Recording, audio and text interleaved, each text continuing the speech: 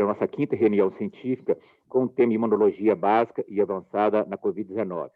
Só para lembrar que na semana que vem nós vamos ter dose dupla, nós vamos ter 2 reuniões, uma na terça com o Fernando Astrup, falando de fenótipos e genótipos da asma, e na quinta-feira nós vamos ter como diagnosticar alergia à droga no idoso, com a Carolina Danza, e anafilaxia perioperatória com a Paula Leva Martins. E eu queria passar a palavra agora para a Paty, mas antes eu gostaria muito de agradecer a Fernanda Minafra por aceitar ser a moderadora dessa reunião, pela Cíntia Mafra, minha grande amiga alagoana, e por a Cristiane Monteiro. Cris, é um prazer conhecê-la, e eu já falei, nós vamos um dia raptar você e a Cíntia aqui para BH. Tá bom? Sejam bem-vindas. Essa palavra é sua. Boa noite. Espero que vocês aproveitem muito essa aula. Está formada a mesa por um trio de ouro, né? Mulheres poderosas, fortíssimas, empoderadas, então tudo de bom.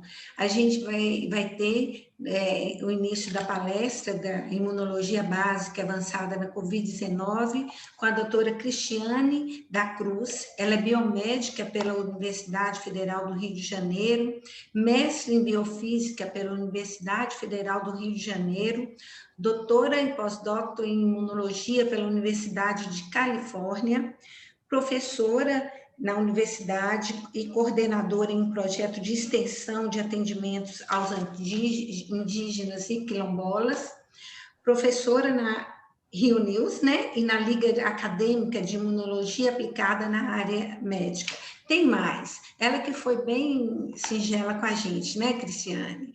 E também vamos ter a doutora Cíntia Mafra, que é alergista e imunologista pela ASBAI, mestre em ciência pela USP e professora docente da UFAL e da SESMAC. Tá? Ela é uma colega alagoana muito querida.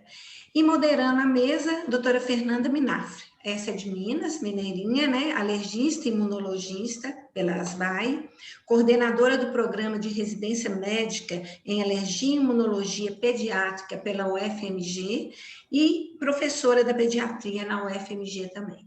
Tá? Nós vamos iniciar com a doutora Cristiane. Por favor, Cristiane, uma ótima aula para vocês aí, tá? Obrigada. Antes de mais nada, eu gostaria de agradecer o convite por estar aqui com vocês hoje. Para mim é sempre um prazer poder não apenas estar compartilhando o conhecimento, mas também estar interagindo com todos vocês. Então, sintam-se à vontade a qualquer minuto para falar comigo. Sintam-se à vontade também. Eu sei que as perguntas normalmente ficam para o final, mas eu não tenho problema nenhum se alguém escrever no chat. Fiquem tranquilos que vai ser repassado para mim. E é um prazer estar aqui com todos vocês. Pelo sotaque, já deu para perceber que eu sou carioca, então uma carioca morando em Alagoas hoje em dia tem sido uma aventura maravilhosa. E uma das coisas que eu acredito que é um sonho meu é que as pessoas parem de achar que a imunologia está lá em cima, distante da gente, e que as pessoas parem para perceber que a imunologia está no nosso dia a dia. E é por isso que um tema como esse, que eu e Cíntia vamos estar abordando, é extremamente importante para a nossa realidade. Eu vou começar dizendo para vocês que quando a gente pensa em Covid, porque nós temos uma pandemia, temos um problema mundial e nós tivemos pandemia de gripe. Gente, doenças infecciosas sempre existiram na história da humanidade. E quando a gente não está em contato com essas patologias e nós entramos em contato pela primeira vez, algumas vezes nós temos populações inteiras que são dizimadas. Isso já aconteceu em relação ao Ebola, em algumas endemias que ele criou. Agora, quando a gente tem uma população com hábitos, o ambiente dela está um pouco comprometido, então muito seco, muita chuva, muito frio, muito calor, o que essa população acaba fazendo? Ela vai se mudar. Então, a gente promove um êxodo a partir do clima e esse êxodo faz com que a população se exponha a novos antígenos. E quando eu falo de novos antígenos, eu posso estar não apenas carreando o vírus para uma população futura que eu vou encontrar, como também eu posso estar encontrando novos antígenos que eu não havia visto antes. Outra coisa que aconteceu é a questão da miscigenação. Então, a gente pensa que está tão longe, né? Mas diferentes raças, diferentes respostas que vão acontecer. E fortalecer ou enfraquecer povos. Dependendo de como essa mudança vai ser feita, eu vou ter uma mistura genética também envolvida no processo. A gente precisa lembrar que qualquer alteração que nós tenhamos a nível de resposta do nosso organismo, ele não é único e exclusivo proteico, porque a partir de agora eu estou tendo febre. Febre é sintoma, mas é sintoma do quê? De uma desregulação interna que está avisando ao organismo, tem alguma coisa errada. Tudo bem? Sim. As doenças infecciosas, então, elas vêm acompanhando a humanidade desde sempre. Isso é muito importante. O homem saiu da África, foi para a Europa, foi para a Ásia, que é o que eu estou falando para vocês em relação aos êxodos. Nós tivemos novas construções de cidade. Vou dar um exemplo para vocês. Eu vou muito ao Rio de Janeiro, né? Minha família de base está lá. Então, de vez em quando eu venho do Rio para cá, eu vejo um mosquitinho escurinho com umas patinhas brancas. Já ouviram falar um tal de Aedes aegypti? Pois é, ele vem de lá comigo até Maceió. Independente de ele estar carregando um vírus ou não, eu sei que ele pegou o mesmo avião que eu, ainda veio de graça, eu tive que pagar passagem. E por que eu estou fazendo questão de pontuar isso para vocês? Porque, na verdade, os aeroportos são uma via muito importante de infecção, porque eu consigo ter ali o quê? Não apenas entradas e saídas, mas mistura de grupos. Além disso, nós temos as grandes aglomerações, nós temos, quando a gente para pensar no mercado chinês, nós temos as guerras, nós temos desastres naturais como quando chove muito, nós temos várias erosões, derramamento de terra, nós temos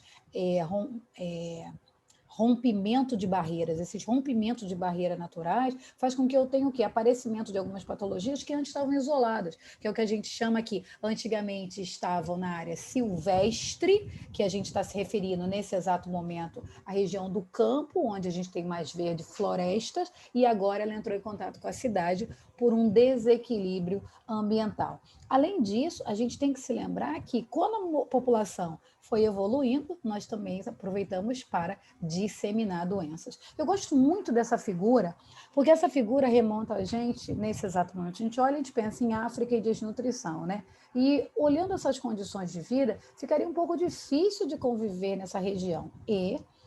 Mas nessa região nós também encontramos diarreia, cólera, pneumonia, meningite, malária, entre outros. Então, essa população aqui é muito segura que ela decida o quê? Se mudar, que ela decida não estar presente nesse ambiente hostil.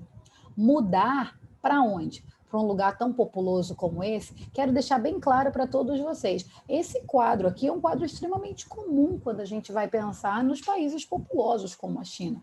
E como seria colocar um vírus nesse ambiente? Como seria colocar uma bactéria? Seria ter, para início de conversa, uma grande contaminação dessa população.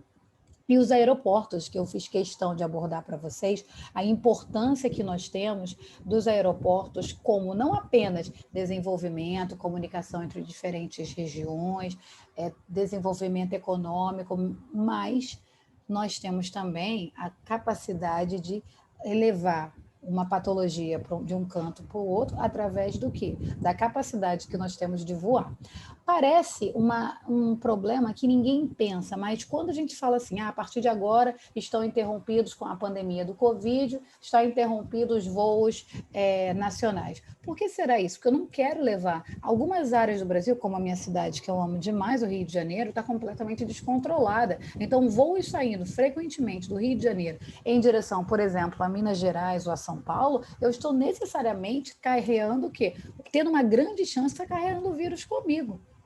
E eu não estou fazendo teste em todas as pessoas que estão embarcando. Existem alguns protocolos de segurança que foram desenvolvidos, sim, mas eu não sei exatamente em que estágio está cada pessoa. Então, como é que eu vou garantir isso? Primeiramente, eu vou cancelar, diminuir o número de voos. Então, a estratégia é o quê? Impedir que eu tenha uma disseminação daquela patologia.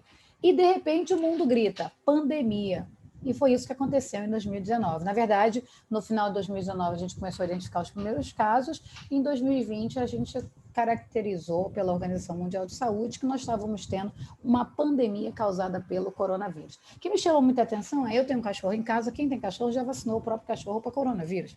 E outra coisa muito importante associada com isso, o coronavírus está aí desde sempre, ele não é a família coronaviridae, ela não é nova, ela já existe há muitos e muitos e muitos anos. A questão é que o vírus mudou. E todas as vezes que nós temos uma mudança, necessariamente nós vamos encontrar o quê? Uma alteração da resposta do nosso organismo. O que é? Eu não sei o que é esse risco que está aqui, mas eu vou seguir com esse risco aqui. Não sei se vocês estão vendo, mas o que acontece com o COVID? O COVID, ele é um vírus que ele apresenta as seguintes características, e vocês vão observar que eu preciso de ponteira. Aqui nós temos a spike protein, nós temos a M protein, nós temos a hemagglutinin protein, nós temos o envelope viral, tem as proteínas do RNA, proteína N e a E proteína. Vocês viram quantas vezes eu falei a palavra proteína? Isso quer dizer que o COVID não tem apenas uma proteína que o compõe. Ele é formado por um grupo de proteínas e esse grupo de proteínas vão caracterizar e vão garantir o quê? A capacidade antigênica dele, quer dizer, a capacidade de gerar uma resposta imunológica e caracterizá-lo como antígeno. O problema, gente, é que o coronavírus mudou. E ele mudou o quê? O que mudou especificamente? Essa proteína aqui, que se chama spike glycoprotein, que é a proteína S. A proteína S, nós temos, todas as vezes que nós falamos no sistema imunológico, é importante que a gente entenda que nós temos, em relação ao sistema imunológico, nós temos duas ligações. A proteína S é a proteína que faz com que o nosso organismo saiba que esse é um coronavírus, é uma PAMP. Então, o que caracteriza para o nosso organismo, aquele ali é o coronavírus e ele está querendo entrar na minha célula, é essa PAMP.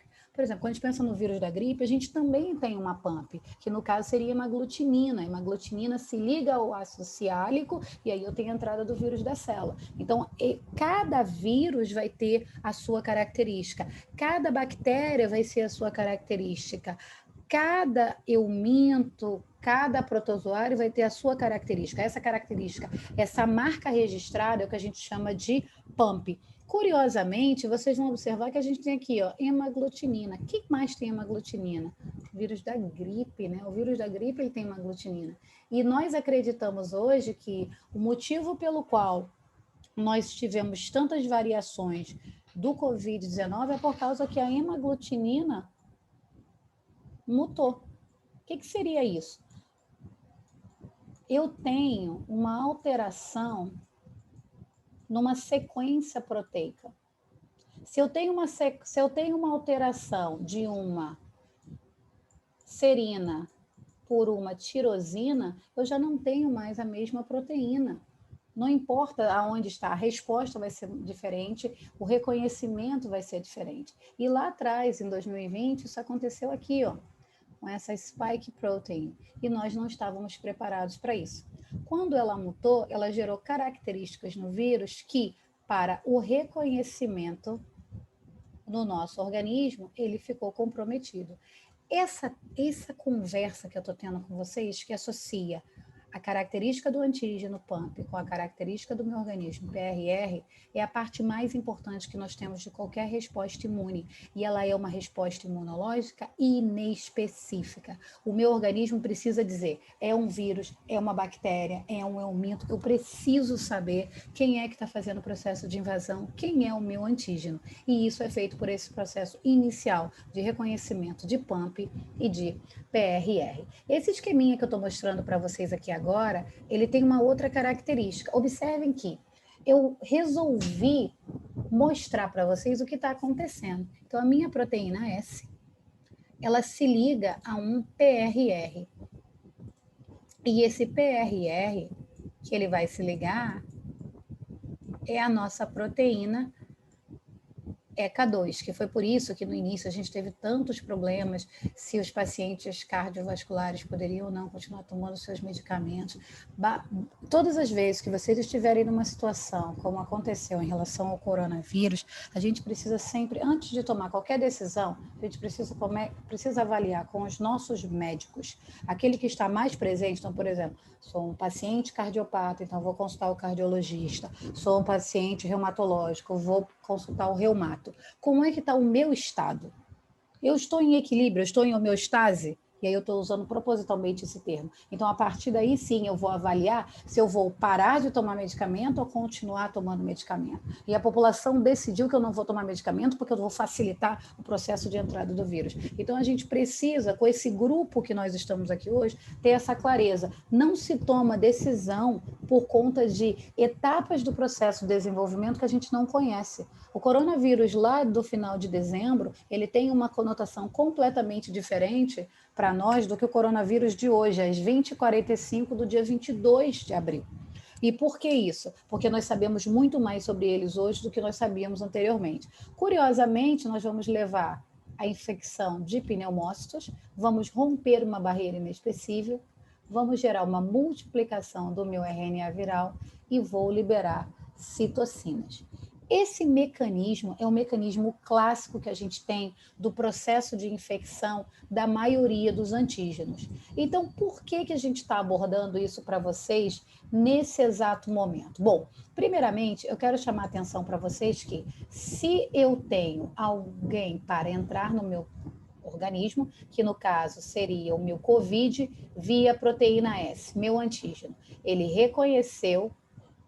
foi reconhecido pelos meus receptores ACE2 ou ECA2, como preferirem, e a partir daí eu facilitei a entrada dele nas minhas células humanas. É importante a gente falar que o COVID é um vírus respiratório, então ele vai necessariamente romper uma barreira inespecífica. Nós temos várias barreiras inespecíficas. Nós temos a pele, nós temos a lágrima, nós temos o líquido estomacal, nós temos a saliva, nós temos o pelo do nariz. Então, quando nós rompemos a mucosa, então, quando o COVID atravessou nossa mucosa, nós tivemos um recrutamento de células do sistema imune inicial.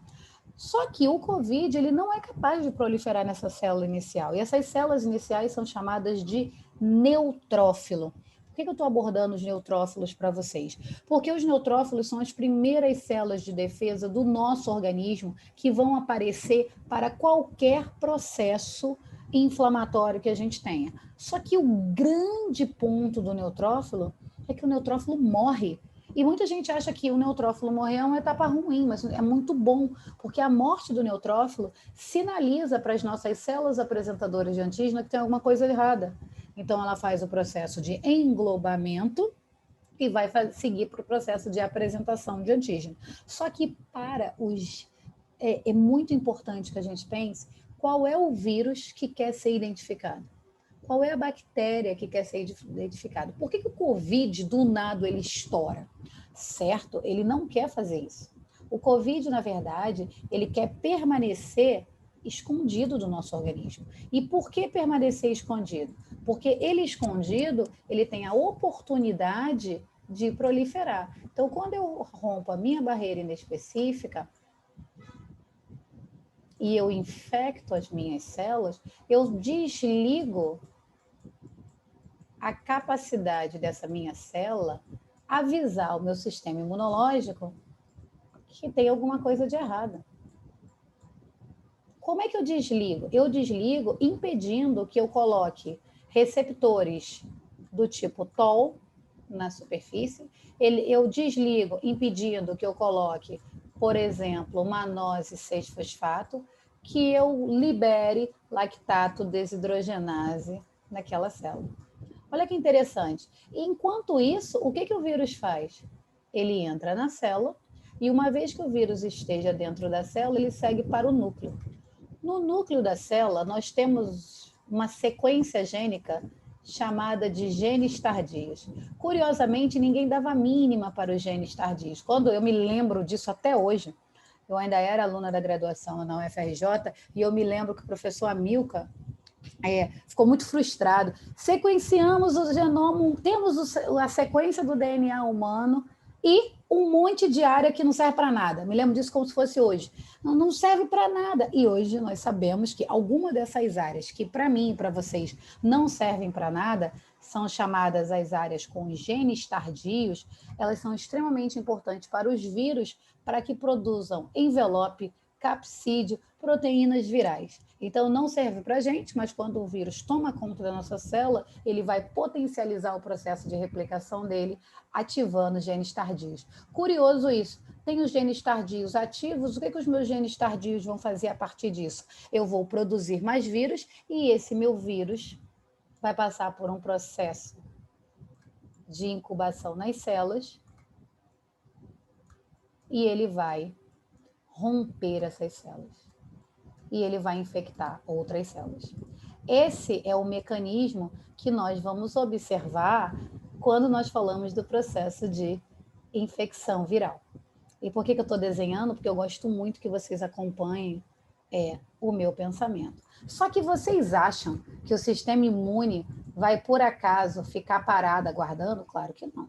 Primeira coisa que o sistema imune vai fazer é reconhecer.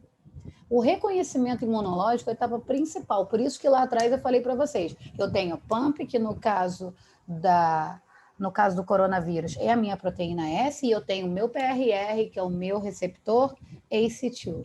Uma vez que eu saiba que agora é um vírus, e por acaso eu sei qual é o vírus, eu vou iniciar minhas funções imunológicas efetoras. O que quer dizer isso? A partir de agora, eu vou fazer o processo de apresentação de antígeno, eu vou recrutar células do sistema imune, eu vou iniciar a minha resposta. Vou começar com vírus, resposta celular. Então, se a resposta é celular, eu vou ativar especificamente células NK e linfócitos TCD8. Não, mas precisa de anticorpo. Sim, anticorpo é resposta secundária. A resposta primária para vírus é necessariamente células NK e linfócito TCD8. No caso de infecções bacterianas, resposta principal modulada por anticorpos e neutrófilos, obviamente. Bom, se eu estou com as minhas células imunes efetoras ativas a partir desse momento, eu estou tendo processo de ativação e morte celular via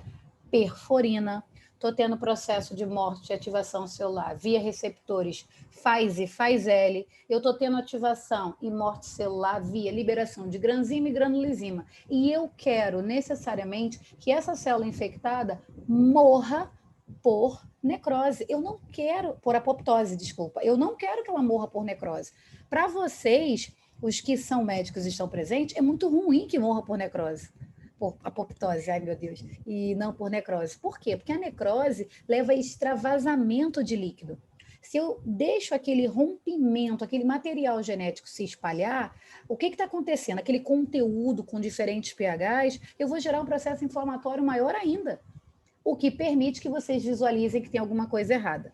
Já no caso de eu ter uma apoptose, que é o que é modulado principalmente pelas células NK e apoptose, o que acontece? Eu destruo a célula por apoptose, a célula é fagocitada, os pedacinhos da célula fagocitada por um neutrófilo e ninguém sabe que aconteceu nada. E nós vemos muitas pessoas dizendo, não, eu não tenho anticorpos para Covid, eu não tenho resposta para Covid, eu tive Covid, fiquei bom muito rápido, mas não tenho anticorpo nenhum. Graças a Deus! Quer dizer que a sua função celular está funcionando muito bem. As suas células NK estão completamente ativas. Seus linfócitos TCD8 estão potencializados naquele momento para dar a resposta que você precisa naquele momento. Ok, todas as células estão ativadas, resposta celular em primeira linha, ativando, destruindo as células infectadas por vírus, partículas virais não sobrevivem na circulação porque precisam de um ambiente para proliferar. Ótimo. Próxima etapa, gerar uma memória imunológica. Gerei uma memória imunológica, vou desligar aquela resposta. Por quê, gente? Qual é o grande problema da ativação da resposta imunológica? Alguém precisa ligar para o sistema imune e falar, ok, pode parar. Se nós não desligamos a resposta imunológica, ela pode evoluir para uma resposta exacerbada, que nós chamamos de reações de hipersensibilidade, que vai completamente contra a função inicial, que era defender e garantir a homeostase do organismo. Então, é importante que nós possamos ter tanto a ativação como a capacidade de desligar a resposta imunológica. Agora, por exemplo, só um exemplo bem específico dessa regulação imunológica seria uma neurocisticercose. Então, na verdade, nós teríamos um ovo localizado no cérebro. E, na verdade, a modulação, nesse caso, da regulação imune não é apenas desligar, é saber ligar e desligar. O linfócito responsável por isso chama-se linfócito T CD4 25. O que quer dizer? Ele é CD25 positivo e ele é um linfócito capaz de perceber no ambiente se eu estou tendo muitas proteínas antigênicas ou se eu estou tendo um momento que eu preciso diminuir o excesso de proteínas do organismo do meu paciente. Por quê? Desculpa, muitas vezes a neurocisticercose eu não consigo retirar do cérebro do meu paciente pela localização. Eu posso causar um dano muito maior. Então, o que eu faço? Eu gerencio aquele processo inflamatório infeccioso, para que nem o meu paciente tenha muita dor de cabeça, porque eu tive inchaço local pelo processo inflamatório, nem eu tenha a expansão da liberação de proteínas a partir do ovo, que vão gerar mais inflamação. Então, é uma decisão que se toma baseada na clínica do paciente e em como eu estou tendo a evolução do quadro dele, mas a minha regulação da resposta imune fica ativa, desliga, ativa, desliga, ativa, desliga. No caso do COVID, eu preciso desligar, porque se eu não desligo, eu posso evoluir para uma síndrome respiratória aguda. Quando vocês olham o meu processo imunológico, então, nós temos a resposta imune inespecífica, que é a nossa resposta imune inata, que é a nossa resposta primária, como vocês vão encontrar. Eu tenho ativação de PAMPs e PRRs, ativação de linfócitos TCD4, tenho ativação de linfócitos TCD8, tenho uma resposta ativadora TH1, tenho uma resposta ativadora TH2. Importante a gente lembrar, quando eu tenho a ativação da célula NK e do linfócito TCD8, isso acontece mediado pelo complexo de histocompatibilidade tipo 1, que é o MHC de classe 1, e nós, seres humanos, HLA1. Por que eu fiz questão de frisar isso? Porque todas as células do organismo da gente apresentam MHC de classe 1, salvo as hemácias que são anucleadas. Logo, qualquer célula do nosso organismo pode garantir que o nosso sistema imune veja que ela está infectada. Então, esse reconhecimento inicial, ele é muito gratificante.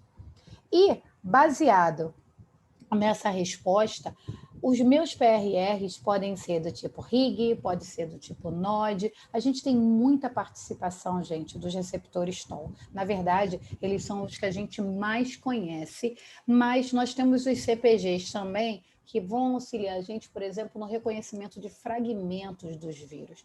Na clínica, no dia a dia da gente, a gente não trabalha com isso. Isso entra muito mais nos bastidores e no processo de desenvolvimento de pesquisas, inclusive para vacinação.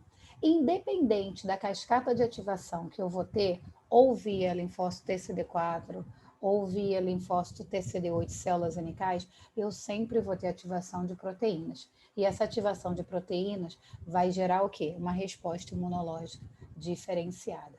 Qual é o nosso medo da resposta imunológica diferenciada? Uma vez que eu tenha a entrada pelas vias respiratórias superiores do meu antígeno, no caso o COVID, esse COVID vai ser reconhecido pelas minhas células alveolares e uma vez reconhecido, ele vai entrar nessas células. Entrei nessas células, proliferei quietinho, sem fazer grandes alardes. Quando eu saí, eu fui reconhecido por uma célula dendrítica.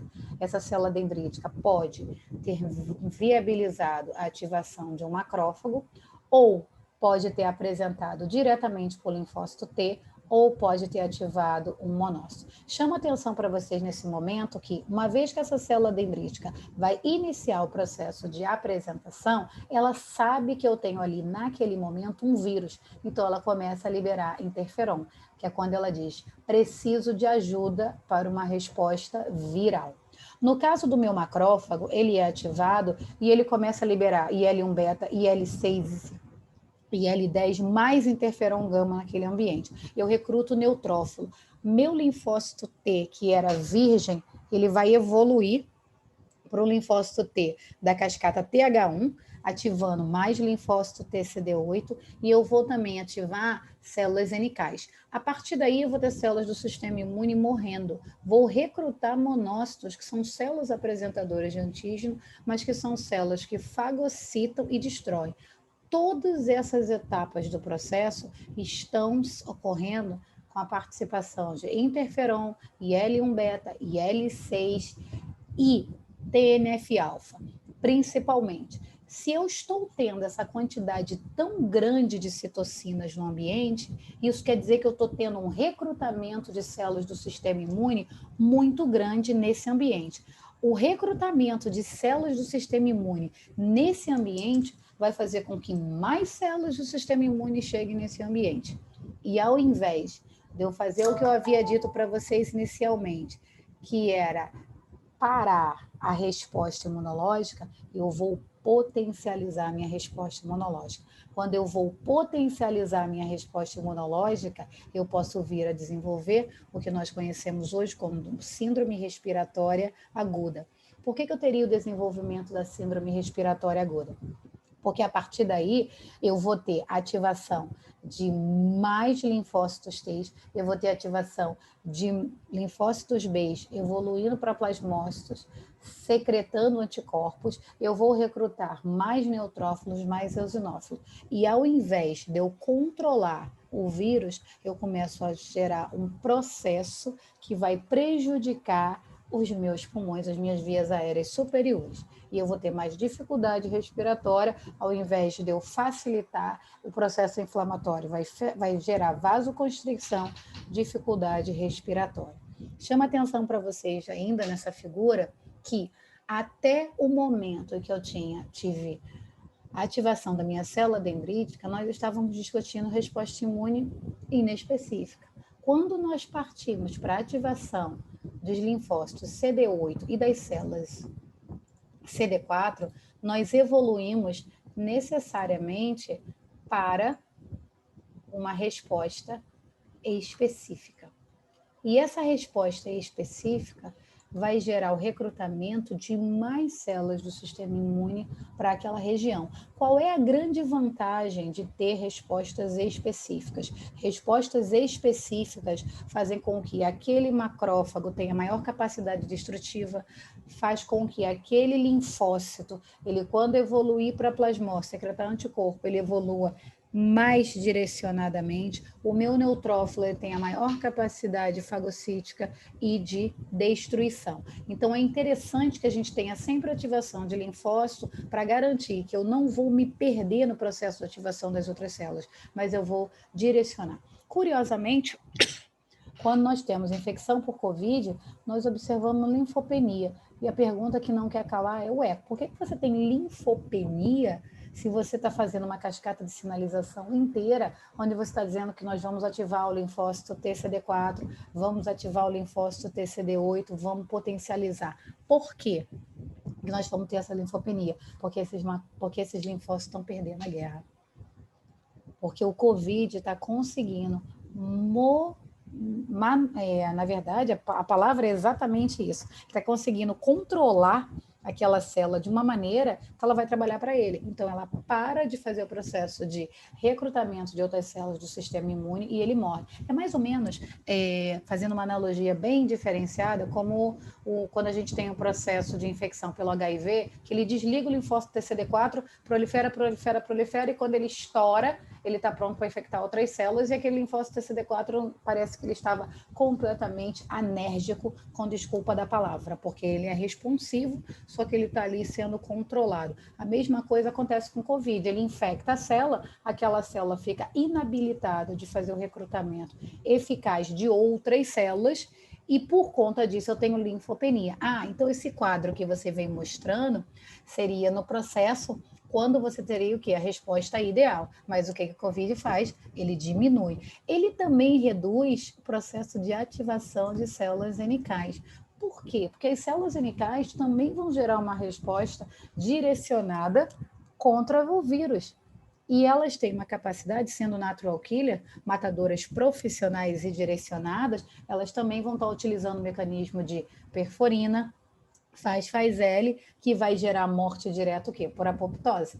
O vírus, ele quer sobreviver, não importa a via de sinalização. Então, gente, esse exemplo que eu estou trazendo para vocês, mostrando para vocês a cascata de sinalização, tem um ponto principal.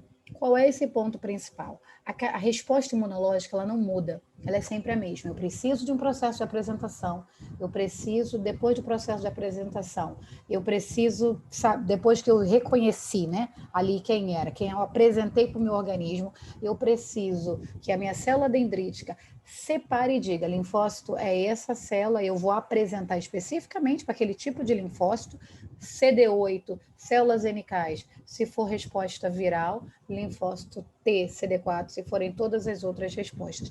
Essa divisão de resposta imune inata e resposta imune específica é meramente didática, que é para garantir que a gente possa explicar para vocês o que está acontecendo. Mas no organismo da gente, a gente sabe que elas vão acontecendo. Tanto é que pacientes acabam apresentando neutrofilia, um processo de infecção bacteriana, alguns apresentam neutropenia, porque eu estou tendo o quê? Uma modulação e uma interação entre a resposta imune inata e a resposta imune específica.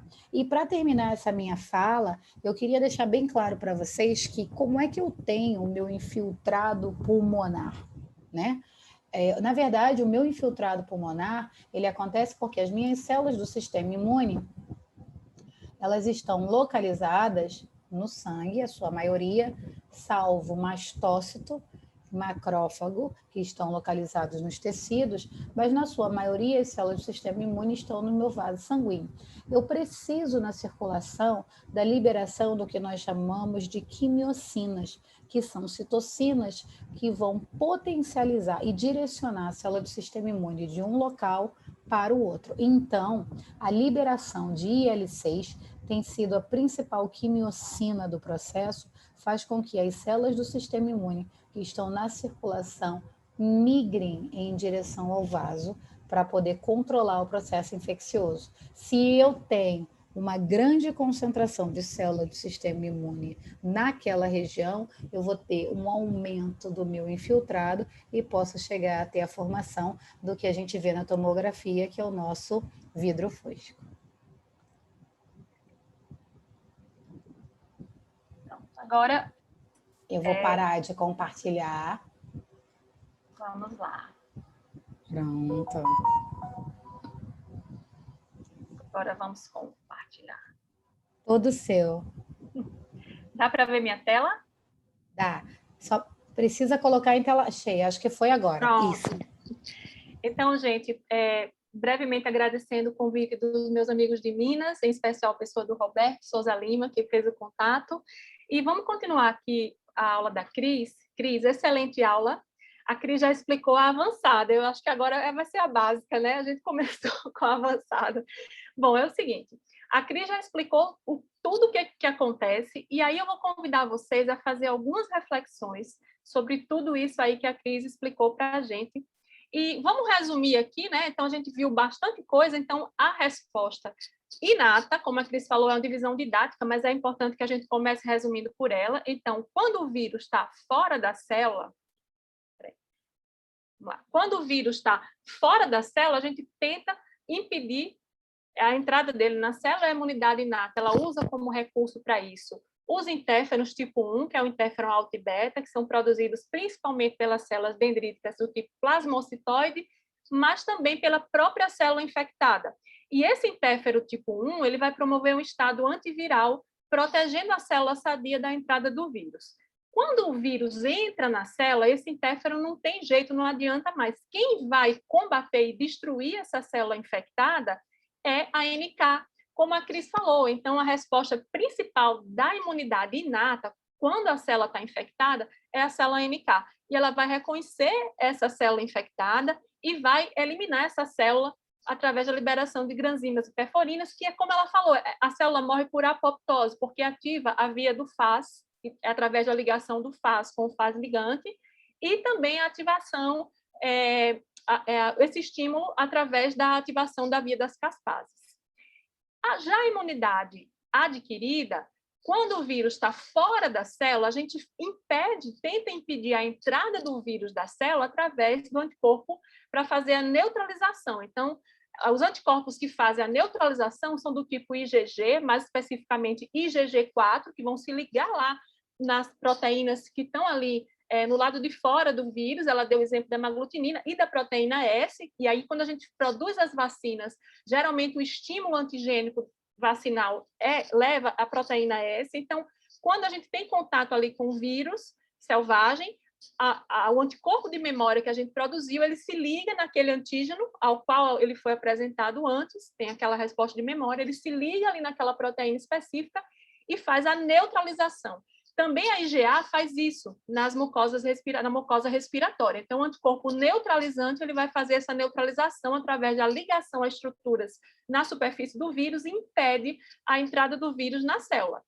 Quando o vírus já está dentro da célula, quem tem essa resposta na imunidade adquirida é o CD8, como a Cris explicou. Então, ele vai reconhecer de maneira específica, porque a célula infectada ela apresenta antígenos virais acoplados ao MHC de classe 1, que está presente nessas células infectadas, porque toda célula do corpo mais plaquetas, toda célula nucleada mais plaqueta tem MHC de classe 1, então, depois dessa apresentação, essa célula infectada é destruída. Então, de maneira bem resumida, no começo da infecção, a gente tem aí essa resposta inata, que se dá através de interfero e célula NK. Aí, se foi a primeira vez que você entrou em contato com o antígeno, acontece o priming da resposta, que é essa apresentação de antígeno pela dendrítica, e aí a dendrítica vai estimular a diferenciação do T0 em TH1 ou TH2, nesse caso aí tem os dois, eu vou explicar daqui a pouco. E aí, o linfócito CD4 ele vai estimular o CD8, que também recebe apresentação pela dendrítica e deixa de ser um CD8 naive ou virgem para ser um CD8 efetor, e vai eliminar as células infectadas. E o CD4-TH1, ele vai estimular o linfócito B a fazer a mudança de isótipo e produzir a IgG4. O linfócito TH2, CD4-TH2, vai estimular o linfócito B a fazer a mudança de isótipo para fazer a IgG4, eu troquei, o TH2 é que faz o estímulo para a IgG4, e o linfócito CD4, TH1, é que vai fazer esse estímulo através de interleucina 2 para o CD8. Então, veja que todo mundo entra aí nessa resposta imunológica que é orquestrada, né? A gente faz essa divisão, mas tudo acontece ao mesmo tempo. E aí, gente, isso vale para qualquer infecção viral, né? Isso é mais um dia normal no sistema imunológico. A Cris deu o exemplo da COVID, né, do SARS-CoV-2, mas a gente a todo tempo está ali recebendo o estímulo antigênico viral e está fazendo a resposta imunológica. Isso aí é o dia a dia do nosso sistema imunológico. E aí eu quero levar vocês a refletirem, né, sobre a complexidade dessa resposta. Vocês já viram aí, eu vi alguns comentários parabenizando a aula da professora Cris. Nossa, que aula boa, como é complexo. Realmente, a resposta imune é complexa, né? Não dá para a gente colocar numa tabelinha de WhatsApp para interpretar sorologia, dizer se está transmitindo, se não está transmitindo, a coisa não é bem assim. E aí, diante dessa complexidade, eu quero chamar vocês a raciocinar se o sistema imunológico é tão bonito, tão complexo, tão perfeito, por que a doença acontece, né?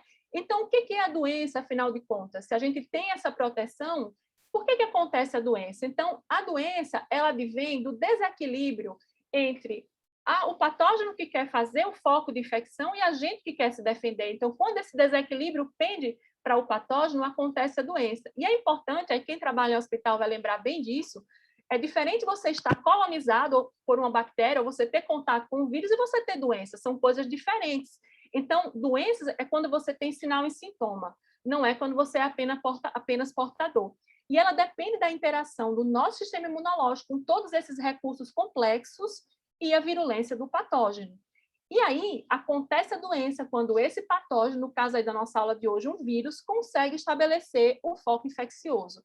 E lembrando um pouquinho, quando falta essa defesa, a gente tem a imunodeficiência, que os alergistas e imunologistas conhecem bem, que é a imunodeficiência primária, que são os erros inatos da imunidade, e as imunodeficiências secundárias, quando você tem ali o sistema imunológico que nasce perfeitamente funcionando, mas por alguma condição secundária a essa imunodeficiência.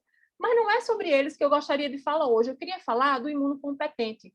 Eu queria falar daquela pessoa como nós, que não tem imunodeficiência primária nem secundária, não tem nenhuma comorbidade e evolui mal, né? Então, quem não já teve um amigo, um colega que evoluiu mal, teve uma má performance diante da infecção da COVID, a despeito de todo o tratamento que recebeu e em alguns casos até foram a óbito. Como se explica isso? Então, é essa reflexão que eu quero trazer hoje aqui para vocês no contexto da resposta imunológica. Então, lembrando aqui, a resposta imunológica, como a Cris mostrou, começa com a ativação, a resposta imunológica da imunidade adquirida começa com a ativação dos linfócitos virgens através da apresentação do antígeno. Então, a inata reconhece através ali dos PAMPs e o sistema adquirido reconhece com a apresentação do antígeno pela célula dendrítica ao CD4 e o CD8 virgem. E aí, esse sistema imune é ativado para ter uma resposta de tolerar o antígeno ou de fazer uma inflamação. E essa inflamação ela é boa se ela for na medida certa, como a Cris falou. E quais são as coisas ali do ambiente que interferem nisso? E do próprio hospedeiro mesmo. Então, entra aí genética, a microbiota intestinal, não dá para ver aqui, deixa eu tirar um pouquinho, pronto. Fatores nutricionais específicos, né? Deixa eu passar aqui, peraí. E aí, a resposta imune, do jeito que a gente quer, ela advém de um equilíbrio, né? Então, a gente precisa ter um equilíbrio nessa resposta inflamatória, porque a inflamação é boa quando ela é fisiológica. A gente precisa da inflamação para ter aquele aporte ali de células da imunidade, que vão ali no local da infecção, para ter estímulo da inflamação através das citocinas, da sinalização intracelular. Mas se essa inflamação é exagerada, a própria inflamação vai causar doença. E essa inflamação exagerada advém de hiperinflamação através de um contexto pró-inflamatório ou da insuficiência da regulação através das células T regulatórias.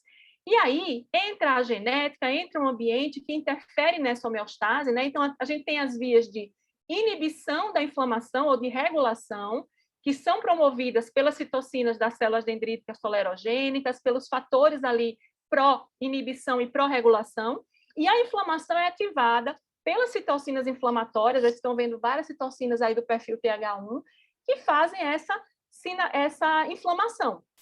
E aí, eu vou ficar com uma frase aqui do Bob Marley, que ele falava o seguinte, que o seu maior amigo pode ser o seu pior inimigo, e o seu melhor amigo, o seu pior inimigo pode ser o seu melhor amigo. E, às vezes, o sistema imunológico, apesar de ser amigo, de ser protetor, de promover defesa, em algumas situações ele pode atuar como seu inimigo, depende do contexto da resposta que ele está ali modulando. Então, só lembrando aqui, ó, quando a gente encontra ali diversos fatores do ambiente, como, por exemplo, toxinas, alérgenos, medicamentos, autoantígenos e antígenos infecciosos, a dendrítica vai fazer a apresentação e ativar o T0 em determinadas subpopulações, e a gente vai ter um direcionamento da resposta a partir da natureza, desse linfócito TCD4 efetor. Então, eu tenho a especialização, que é a propriedade, uma das mais importantes da imunidade adquirida. E aí, ó, dependendo da interação que a dendrítica vai ter com o TH0, isso depende da genética do hospedeiro, do microambiente extracelular e do tipo do patógeno, vai ter várias interações. Então, dependendo da interação, tem vários caminhos possíveis, né? E aí, olha, só lembrando que durante a vida, a gente já tem ali um perfil de resposta para vírus que vai mudando com o tempo, né? Então, a gente já tem ali, por exemplo, na vida adulta, uma resposta mais pró-TH1, então, na vida intrauterina, mais TH2, vai mudando ali com a imunossenescência. Então, fisiologicamente, a gente tem ali momentos, né, que caracterizam fisiologicamente o perfil que tende essa resposta. Veja, a gravidez ali, você tem toda uma mudança na sua resposta imunológica. Então, durante as fases da vida do indivíduo, acontece essa, não é diferenciação, mas essa tendência a ter a resposta mais de um jeito ou mais de outro, né? E aí eu vou usar uma doença aqui infecciosa, que não é viral, para dar um exemplo para vocês de como a resposta do hospedeiro pode interferir nessa tipo de resposta imunológica, né? Então, vejam o Mycobacterium leprae, que o mesmo micro-organismo, em pessoas diferentes, ele promove respostas diferentes. Então, uma pessoa se infecta pelo Mycobacterium leprae e vai ter o polo da hanseníase vichoviana, onde você tem IgE específica. Para que serve a IgE se ele é intracelular, né? Já outras pessoas têm exagero de granuloma e o próprio granuloma é que vai causar a doença. Então, como é que se explica o mesmo micro-organismo causar duas situações diferentes? Como isso acontece? Então, nesse caso, como a Cris falou, a gente tem uma resposta excessiva às infecções, e isso é do próprio hospedeiro, né? O normal, o corrente é você ter um contato com o Mycobacterium leprae e você ter a forma indeterminada da hanseníase. Mas por que pessoas, diante do mesmo patógeno, têm o polo vichoviano ou o polo tuberculoide, e nessas duas situações a própria resposta do sistema imunológico é que vai promover ali a doença? E puxando um pouquinho para a nossa sardinha, né? A gente só tem emprego porque algumas pessoas têm esse defeito de fábrica aí, que fazem anticorpo IgE específico contra antígenos do ambiente que são inócuos. Então, por que essas pessoas fazem isso, né? Por que essas pessoas têm essa tendência a fazer isso, que não é normal? E por que acontece uma quebra da tolerância contra o self e você tem uma resposta exagerada contra o próprio organismo? Por que isso acontece? Isso é reação de hipersensibilidade, então, é uma reação exagerada, errada, fora de propósito, mas isso é que causa doença e não é o patógeno, não é o alérgeno, não é, aqui no caso, o autoantígeno. É a resposta imunológica do hospedeiro mediante esses estímulos. E aí, olha, eu queria só lembrar um pouquinho, a gente falou de apresentação de antígeno, falou do CD8, onde é que entra a genética aí? Falando de genética, todo mundo lembra do MHC, né? Mas a natureza não inventou o MHC diferente, polimórfico entre as pessoas, para dificultar a vida da gente fazendo rejeição ao transplante. A natureza inventou a diversidade do MHC para a gente estar aqui hoje, porque isso se deve a motivos evolutivos. Então, veja, esse indivíduo aqui, ele tem uma genética do MHC de classe 1 que consegue reconhecer e apresentar ali epítopos antigênicos para o CD8. Já esse outro indivíduo aqui, ele tem uma genética tal que ele não consegue acoplar os peptídeos no MHC dele, e ele não consegue apresentar para o CD8. Vai fazer muita falta essa apresentação para o CD8 mediante uma infecção viral. E essa explicação, uma das explicações, para que um vírus, como a Cris falou no começo da aula, consiga dizimar populações, né? Agora, imagine se todo mundo tivesse o mesmo MHC. Então, a gente não estaria mais aqui hoje, porque ia ter um vírus que ia dizimar todo mundo. Aqui, ó, entrou aqui, né, nessa população um vírus tal que a maioria das pessoas, né, tinham esses alelos que eram capazes de acoplar esses antígenos virais, que estão aqui amarelinho, e apresentar para o CD8, e o CD8 destruir essa célula infectada. Mas esse cidadão aqui, ó, ele não tinha uma genética favorável a essa resposta contra esse vírus específico. Então, necessariamente, ele vai morrer? Não, porque o sistema imunológico é redundante, né? Ele pode combater esse vírus com outros recursos, mas ele tem, com certeza, uma tendência genética a ter uma má performance diante a infecção por esse vírus. Como o doutor Condino gosta de falar, ele está geneticamente marcado para evoluir mal diante do contato com esse vírus. Então, por isso que não é novidade, assim, vir um vírus como a Covid e algumas pessoas evoluírem mal e outras não evoluírem mal. Então, vamos falar, antes de falar de Covid, eu queria também falar de outros vírus. Então, por exemplo, o vírus Epstein-Barr. A maioria das pessoas que tem contato com o vírus Epstein-Barr não tem problema nenhum, mas algumas pessoas têm uma predisposição genética a ter uma má performance, por exemplo, desenvolvendo a síndrome hematofagocítica, linfoma, a hipogammaglobulinemia tardia, mediante contato com esse vírus. Então, essas pessoas estavam geneticamente marcados a ter essa má performance, a apresentar essa forma grave, diante do contato com esse vírus, que para a maioria das pessoas não causa quase problema nenhum. E isso, gente, são para vários vírus, né? Não é novidade para o imunologista quando a gente identifica ali um vírus que algumas pessoas não vão bem e a maioria vai mal. Isso aí é genética. Então, ó, varicela hemorrágica fatal. Quem trabalha com pediatria, com hospital, que nunca viu um caso desse, né? De varicela zoster fatal. Enquanto que a maioria das pessoas, elas evoluem bem diante da varicela zoster, né? Isso vale também para o influenza, tem gente que vai morrer de influenza, pacientes com herpes simples, a maioria vai bem, mas alguns vão ter encefalite fatal, formas vacinais da febre amarela, encefalite para o sarampo. Então, tudo isso é a característica do hospedeiro de reagir mal aí diante do contato com esse vírus. Para algumas doenças, né, já foram descritas alguns erros inatos da imunidade que predispõem o indivíduo a ter uma má performance diante de alguns vírus. Então, por exemplo, alguns pacientes com determinadas mutações, eles têm tendência a ter algumas doenças. Mas, para a COVID, a gente está aí identificando, né? Estamos aí começando a engatear nos estudos quais são os genes envolvidos nessa má performance. Então, eu queria chamar a atenção aqui para um artigo que saiu ano passado. Quando esse artigo saiu, a imprensa, como sempre, faz aquele sensacionalismo, né?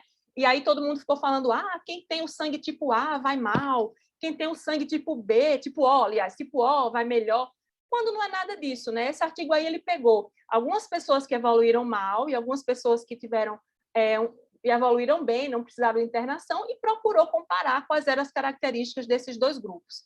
Nesse estudo, mostrou que o pessoal que tinha grupo O era maior no grupo dos que evoluíram bem, mas isso de maneira nenhuma quer dizer que quem tem grupo O está livre. Eu trabalho ainda na UTI Covid há mais de ano e assinei um monte de atestado de óbito de quem tinha sangue O positivo, não quer dizer nada. E aí repercutiu muito essa questão do tipo O, tipo A, mas o verdadeiro achado desse artigo foi pouco valorizado, que foi justamente uma mutação nesses 3 receptores de citocinas, CCR9, CXR9 e o XCR1, que são responsáveis justamente pela produção de citocinas inflamatórias. Então, ali nesse artigo, que todo mundo valorizou como o grupo sanguíneo, na verdade, esse artigo nos trouxe, foi um dos primeiros que trouxe, algumas mutações envolvidas com má performance, e olha só que isso bate com o que a Cristiane mostrou, né? Essa exacerbação de citocinas inflamatórias, de resposta inflamatória. Então, esses pacientes tinham uma mutação em genes que produziam citocinas inflamatórias. E aí, olha, já se publicou e está se estudando alguns erros inatos que não se conheciam envolvidos na má performance contra a Covid-19. O professor Condino, a professora Carolina Prando, lá de Curitiba, estão desenvolvendo um trabalho multicêntrico justamente para identificar erros inatos da imunidade que não se conhecem ainda e que estão relacionados com essa má evolução. Acredito que nesse ano e no ano que vem a gente vai ter muita publicação aí nesse sentido. E voltando aí para a resposta imune, né? Só para a gente fazer aí um resumo, então, se a gente tem uma resposta imune que seja favorável, né, que faça o clearance viral, a gente vai resolver a doença rapidamente. Então, olha quanta coisa que está envolvida aí, né? Veja que não é só anticorpo, né? Não adianta você querer dosar o anticorpo e dizer, eu estou protegida ou então não estou. Não é bem assim, a gente vai falar sobre isso daqui a pouco. E antes da gente falar sobre isso, eu queria só lembrar a complexidade dessa resposta imunológica, não vou entrar em detalhes porque a Cris já explicou, mas envolve aí vários recursos da imunidade inata e adquirida, muito mais além do anticorpo e principalmente CD4 aí de memória, modulando tudo. E aí, olha, como que a gente tem aí essa resposta na pessoa que é imunocompetente e que vai evoluir bem, né? Tudo ficaria resolvido em no máximo 2 semanas, né? A gente tinha ali replicação viral, depois de um tempo a gente tinha produção dos anticorpos, e aí, depois de um tempo, depois de no máximo 2 semanas, agora é com 10 dias, né? Que se você está assintomático, nas últimas 24 horas já tem a cura clínica. Mas aí, isso é para quem tem uma resposta imune normal. Vejam a quantidade aqui de citocinas inflamatórias e veja que nesse slide aqui da esquerda eu consigo fazer o clearance viral. Mas aí, como o Bob Marley falou, né, às vezes o seu melhor amigo é o seu pior inimigo. Então, o sistema imune é amigo ou inimigo? Em algumas pessoas que estão geneticamente marcadas para não evoluir bem, essa resposta imune ela não tem controle.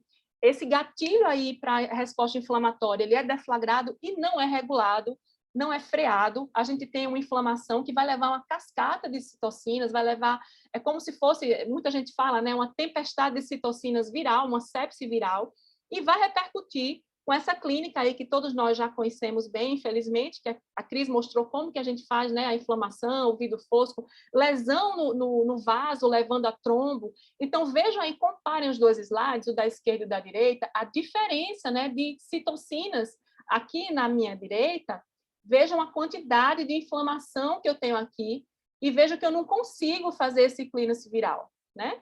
E aí eu tenho essa tendência a ter essa antigenemia persistente, essa resposta inflamatória persistente que vai levar à lesão pulmonar, e não só lesão pulmonar, né? Hoje a gente sabe que a COVID é uma doença sistêmica.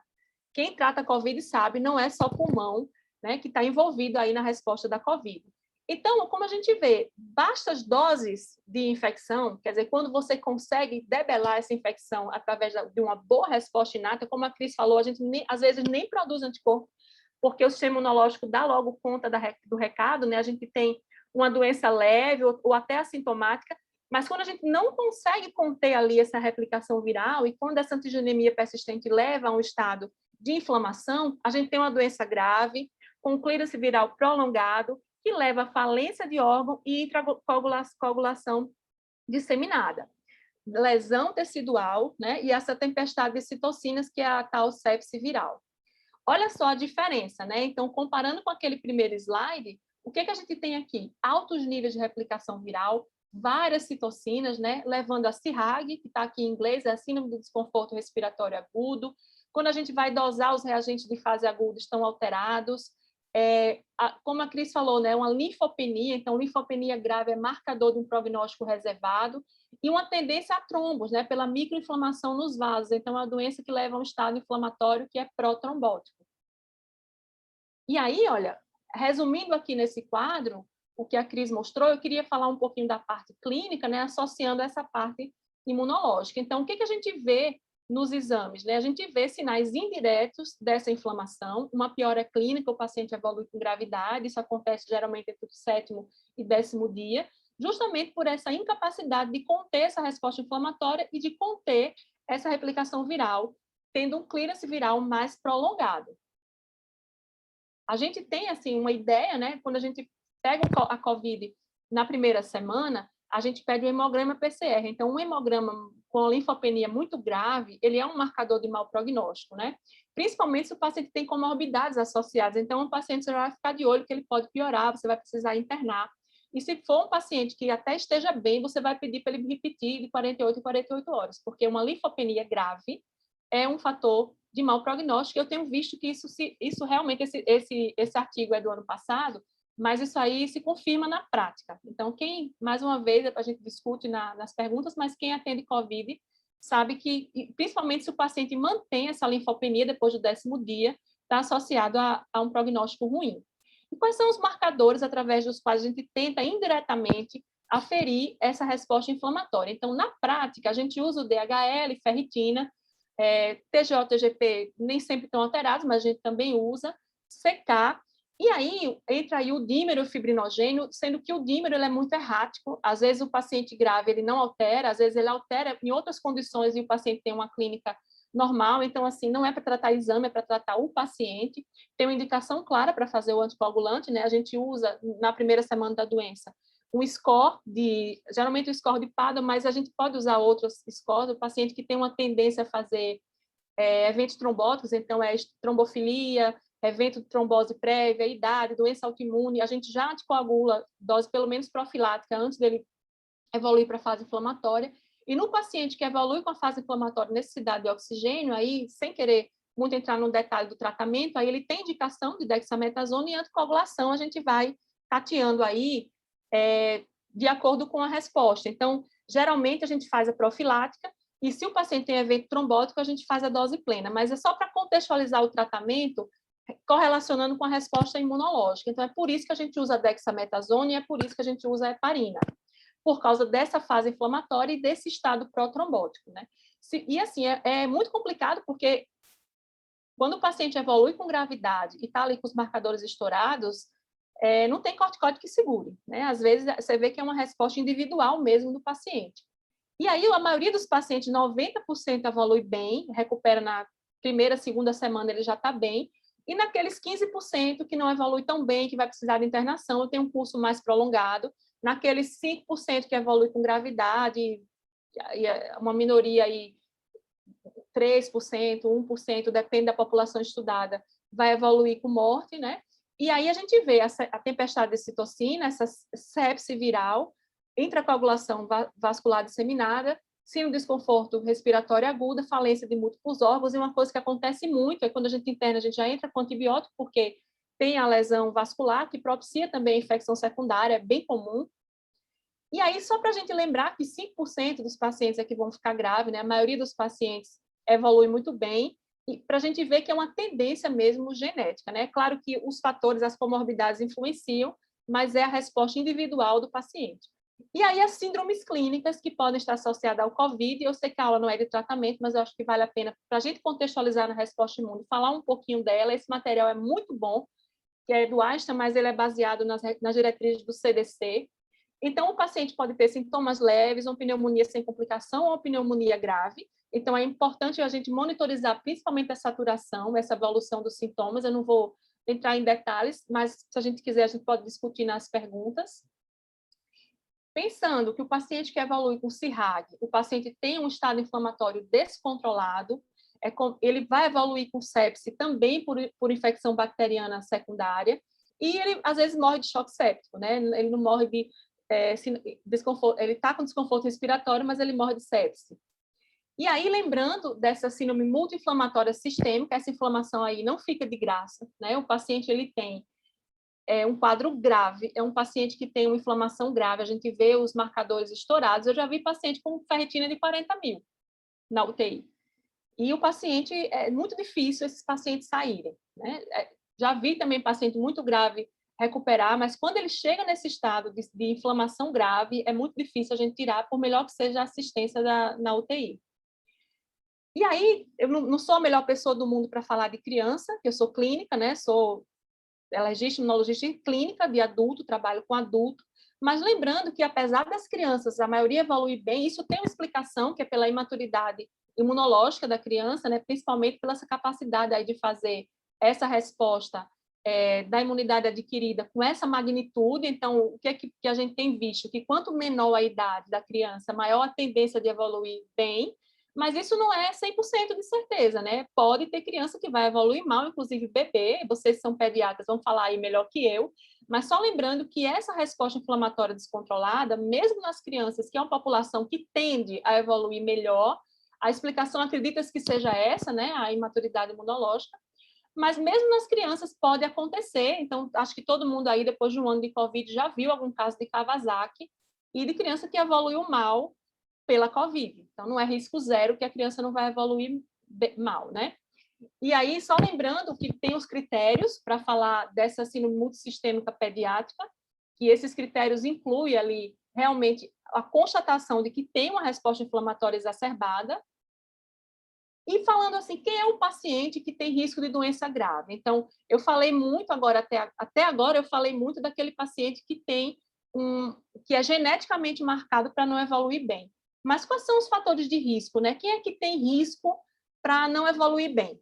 Então, realmente, o paciente que é paciente oncológico, paciente renal crônico, paciente DPOC, paciente cardiopata, paciente imunossuprimido que toma imunossupressor, a obesidade, porque é uma doença metabólica, né? E a inflamação na COVID é ali fora do vaso.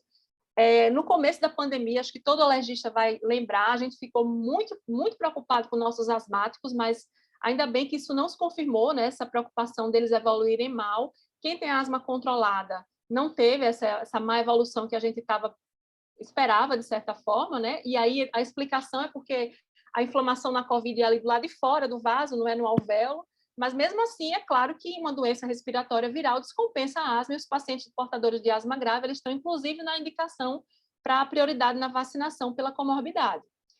E aí, condições que podem levar ao risco de doenças graves. Aí entra a asma moderada a grave, aí doença cerebrovascular, fibrose cística, hipertensão arterial, imunossupressão, cardiopata, gestante. Então, eu tive muito na UTI gestante que não evoluiu bem. Isso é uma coisa bem marcante para quem trabalha com a COVID, principalmente para quem é mulher, uma coisa que tira a gente do eixo, mas a gestante realmente é um grupo de risco. Essa alteração aí imunológica, fisiológica da gestação, ela predispõe mesmo a um quadro mais grave. Inclusive, existe até recomendação de que se evite engravidar durante a pandemia, né? Sem querer assustar, mas depois de um ano na UTI, eu estou concordando. Também já vi diabetes, a paciente jovem que nunca teve diabetes abrir quadro de diabetes tipo 1, provavelmente por essa inflamação, né, desregulada. E aí tem também as sequelas na COVID. O que a gente vê muito na nossa área de alergia e imunologia é aquele paciente que tinha hiperreatividade brônquica e que depois do vidro fosco ele fica com essa hiperreatividade. Mas mesmo o paciente que não tinha asma, que não tinha hiperreatividade, esse paciente, dependendo da extensão do acometimento, ele fica com fadiga crônica, com dispneia, tem que usar beta-2 de longa com corticoide inalatório por um tempo, fazer fisioterapia respiratória, fora as outras sequelas, né? Cefaleia, fadiga crônica, depressão. Eu acho que a gente pode também discutir, se vocês quiserem, nas perguntas, mas eu trabalho também no ambulatório pós-Covid, o que eu vejo muito são sintomas psiquiátricos exacerbados pelo medo ali de como ia evoluir durante a internação, pelo que passou ali durante a intubação na UTI, então eu tenho visto muito isso.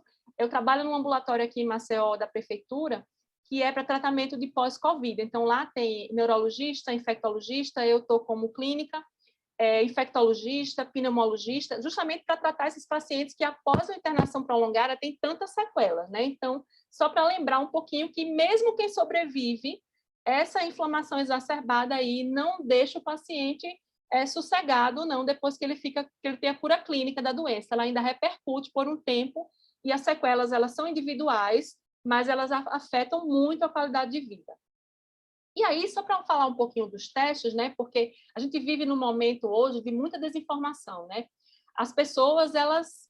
eu não sei explicar o que é que está acontecendo, mas parece que, em vez de nos ouvir, elas ficam ouvindo o WhatsApp. Mas, enfim, como que a gente faz com esses testes? Então, só lembrando aqui, o melhor momento mesmo de identificar o antígeno viral, o RNA viral, realmente é entre o 3º e o 5º dia dos sintomas, até o 10º dia. Depois do 7º, 10º dia, não adianta mais fazer o RT-PCR, nem o teste de antígenos.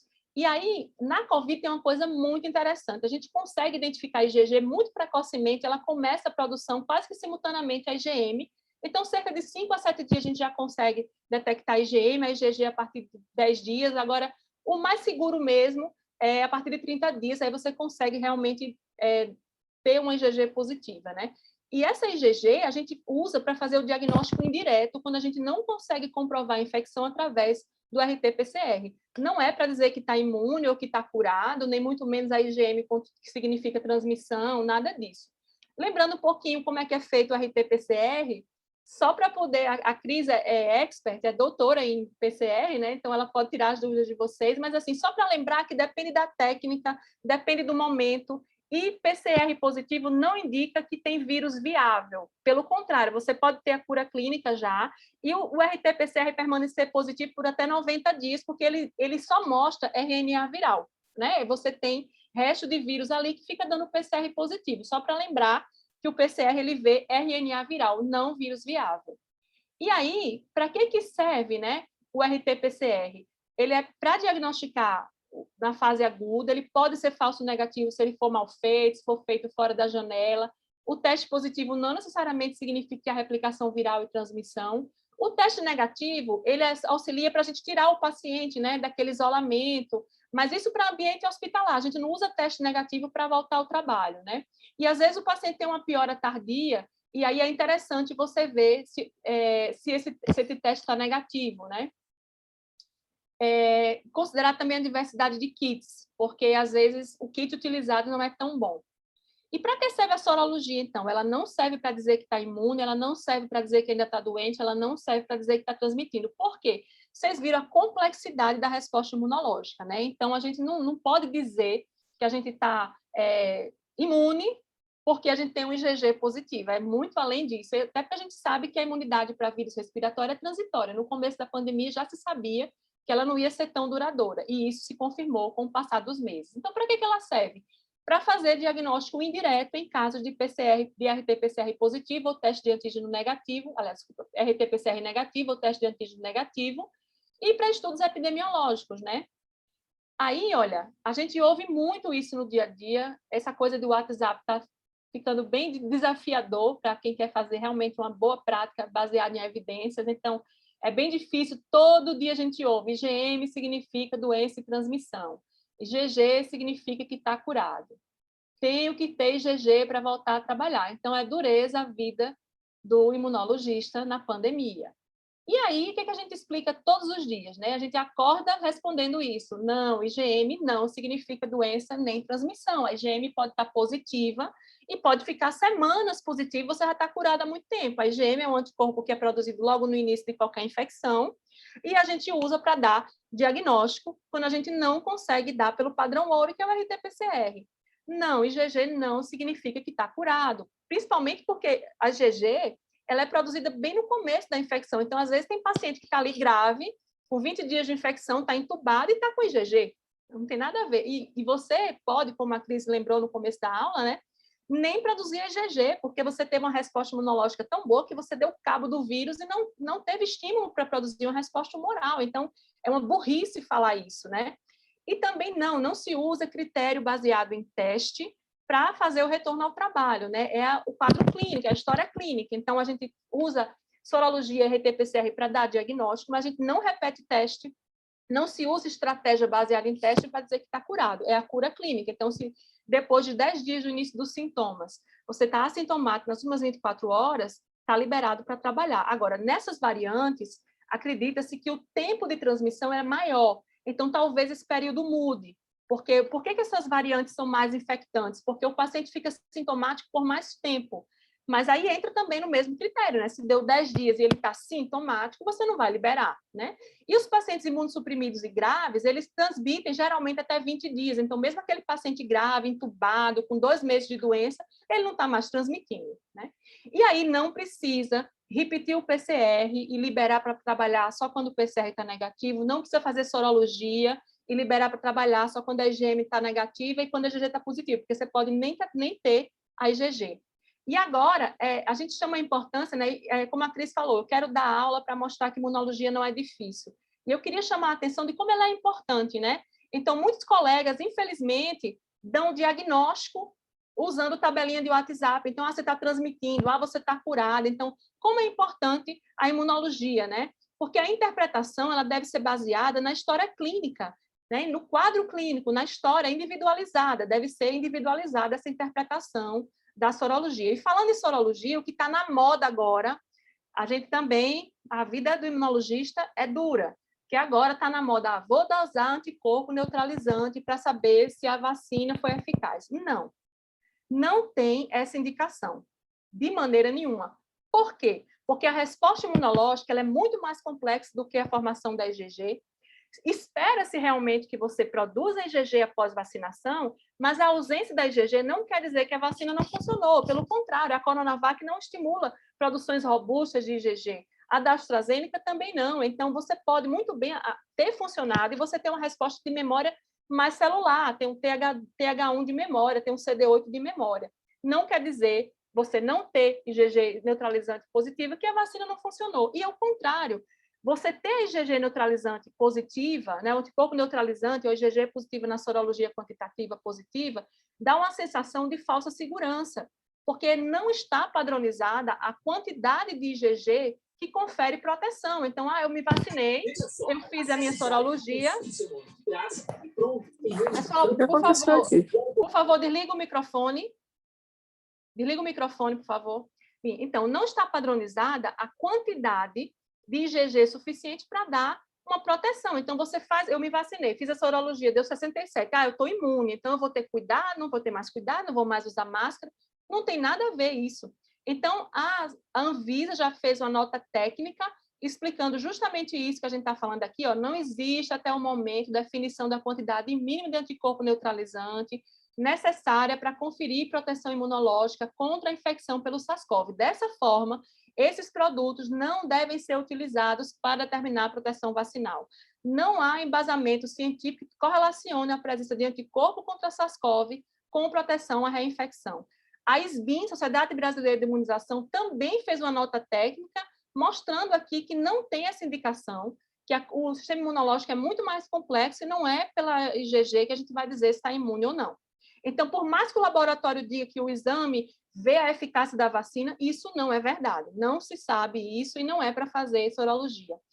Então, quando tem soroconversão, eu não estou imune? Eu não acreditei não, gente. Eu não acreditei nessa história dessas professoras falando, eu quero ter minha IgG. Olha, pode não acreditar na gente, mas acredite no PubMed, né? Porque tem artigos lá que mostram que pacientes que não soroconverteram, na linfoproliferação, eles positivaram, eles tinham linfócito de memória contra o SARS-CoV, então eles tinham a memória celular, e essa memória celular, na ausência de memória humoral, já foi devidamente comprovada, tem uns 8 meses já esse artigo, certo?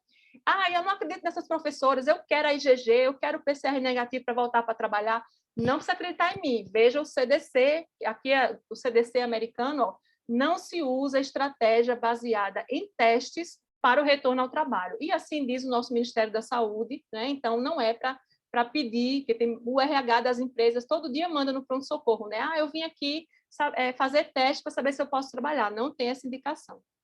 E aí eu queria convidar vocês, falando aí como essas fake news atrapalham a vida da gente, eu queria convidar vocês a se engajar também nesse projeto, que a ASBAI, a Associação Brasileira de Alergia e Imunologia, em parceria com a Sociedade Brasileira de Infectologia e 3 ligas acadêmicas de medicina do estado de Alagoas, eu e Cris trabalhamos aí nesse projeto também. Esse projeto, o Real News, ele visa justamente isso, conversar com as pessoas, com a população, para esclarecer essas fake news sobre vacinas, que a gente vive aí um momento muito estranho, né? O nosso país, ele sempre foi referência em vacinação. O nosso SUS, com essa capilaridade que ele tem, já conseguiu recordes de vacinação, em um dia apenas, milhões de vacinas aplicadas. Nós ganhamos prêmios aí durante os últimos anos, somos referência, e agora nossa população com medo de vacina, isso é uma coisa inédita, né? Então, a gente tem que se movimentar, o silêncio dos bons, ele não pode acontecer. Então, sigam aí o nosso projeto Real News, participe da nossa lista de transmissão, nós temos página no Instagram, no YouTube, no Facebook.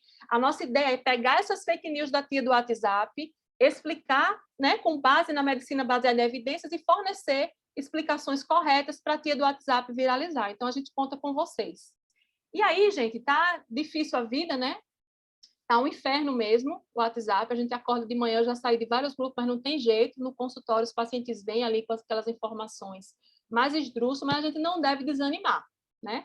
Vamos para frente, porque a gente vai aí vencer, é juntos que a gente vai vencer. Eu agradeço vocês que estão aqui essa hora da noite assistindo a gente falar de imunologia, mas para a gente é um prazer enorme mostrar que a imunologia não é complexa, não é difícil, ela é amiga, ela ajuda a gente a entender as coisas e a chegar aí nessa vitória que a gente precisa. Nunca ninguém ligou muito para a imunologia, agora a imunologia aí virou tabelinha de WhatsApp, né? E aí eu queria... Ui, chega, meu Deus. Falar um pouquinho do amor que eu tenho por essa terra de vocês, por Minas Gerais. Para mim, nos últimos 7, 8 anos, tem sido um prazer, quando eu morava em São Paulo, fazer minha mala e passar o final de semana aí com vocês. Então, agradeço muito a todos esses momentos aí que a gente passou. Eu sou professora lá da pós-graduação de alergia da Suprema, então foram muitos bons aí, muitos finais de semana, né, Roberto? Com o Luiz, Ingrid, Eduardo, Roberto, Fernando, a Bia. Então, mas eu já gostava de Minas desde criança, porque eu sou fã do Clube da Esquina. Então, o Milton Nascimento é um dos meus maiores ídolos e é com ele que eu queria terminar aqui hoje, falando que a gente não deve pensar que que vai ter um novo normal, né? Eu sei que nada será como antes, né? Tudo vai mudar depois desse coronavírus, mas também queria chamar a atenção que também vai passar, que nada será como está. Então, como dizia o Milton Nascimento, a gente vai resistindo na noite com um gosto de sol. E vamos para frente, porque juntos é que a gente vai vencer. Então, foi um grande prazer, agradeço muito estar aqui hoje e estou à disposição para sempre que vocês precisarem, estamos aí.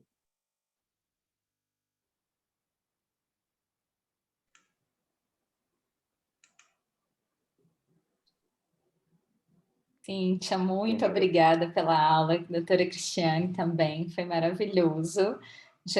Não para de chover elogios aqui no nosso chat, porque realmente, assim, foi, acho que iluminador, assim, a aula de vocês duas, né? Eu acho que não tem, eu acho que é um termo muito correto isso, você acha que iluminou nossos caminhos aqui hoje.